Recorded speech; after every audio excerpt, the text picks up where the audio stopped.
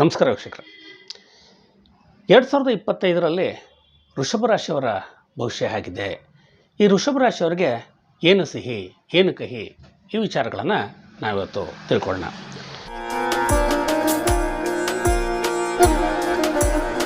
ವೀಕ್ಷಕರೇ, ರೋಹಿಣಿ ನಕ್ಷತ್ರ, ಮೃಗಶಿರ ನಕ್ಷತ್ರ, ಕೃತಿಕಾ ನಕ್ಷತ್ರ ಈ ಮೂರು ರಾಶಿಗಳು ನಮಗೆ ವೃಷಭ ರಾಶಿಯ ಅಡಿಯಲ್ಲಿ ಬರುತ್ತೆ. ಈ ಮೂರು ನಕ್ಷತ್ರಗಳನ್ನು ನಾವು ವೃಷಭ ರಾಶಿ ಅಡಿಯಲ್ಲಿ ನೋಡ್ತೀವಿ. ವೀಕ್ಷಕರೇ, ವೃಷಭ ರಾಶಿಯ ಅಧಿಪತಿ ಶುಕ್ರ ಅಂದರೆ ಯಾರು?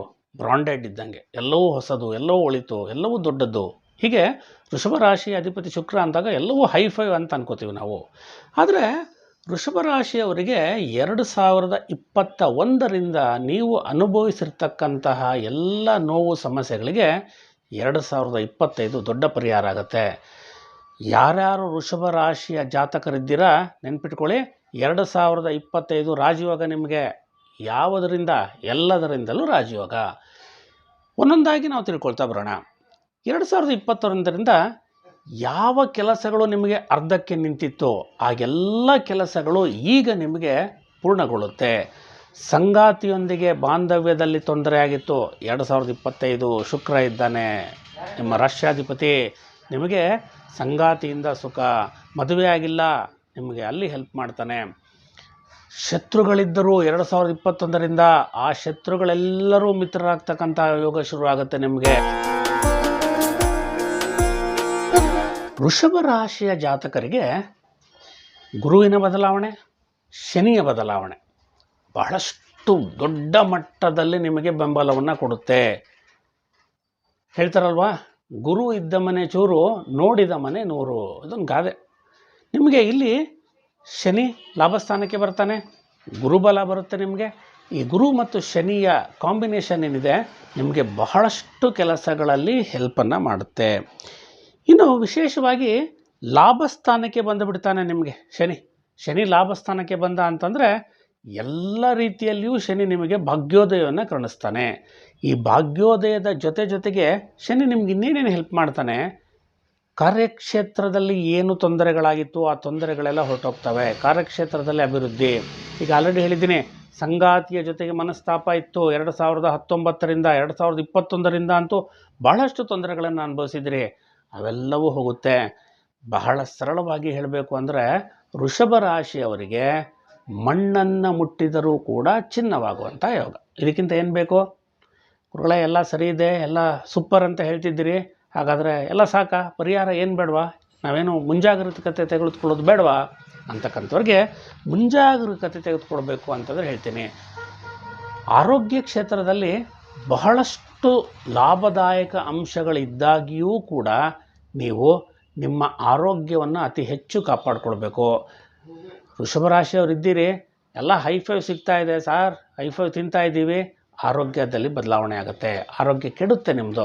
ಹಾಗಾಗಿ ಸ್ವಲ್ಪ ಮಟ್ಟಿಗೆ ನೀವು ಆರೋಗ್ಯದ ಕಡೆ ಗಮನವನ್ನು ಹರಿಸ್ಬೇಕು.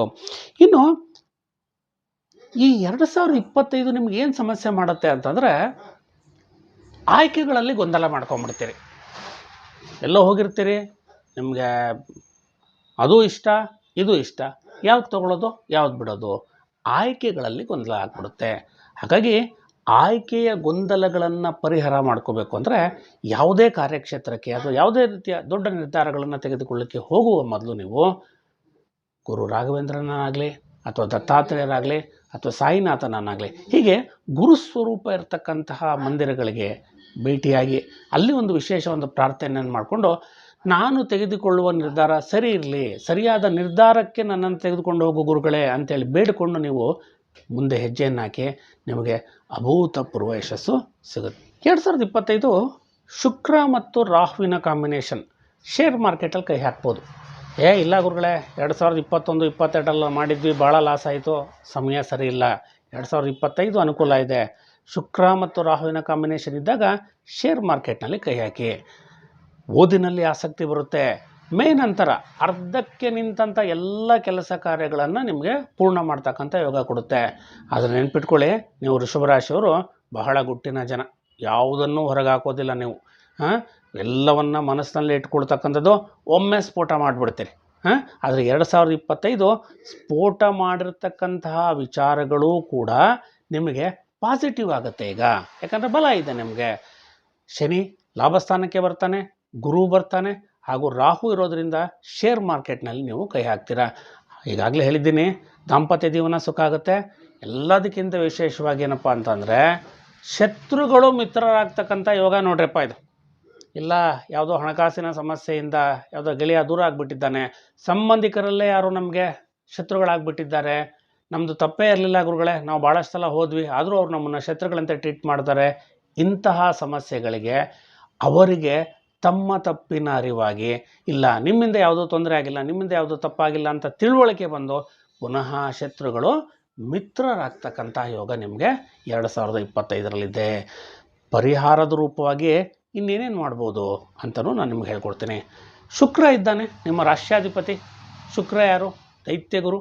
ಓಕೆ, ಹಾಗಾಗಿ ಶುಕ್ರನ ಬೀಜ ಮಂತ್ರವನ್ನು ಓಂ ಶುಕ್ರಾಯ ನಮಃ ಇದನ್ನು ಕೂಡ ಹೇಳ್ಕೊಬೋದು.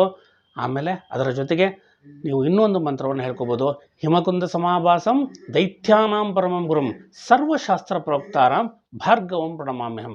ಈ ಶುಕ್ರ ಗಾಯತ್ರಿ ಮಂತ್ರವನ್ನು ಹೇಳ್ಕೊಳ್ಳೋದ್ರಿಂದ ಕೂಡ ನಿಮಗೆ ಸಾಕಷ್ಟು ಲಾಭ ಸಿಗುತ್ತೆ.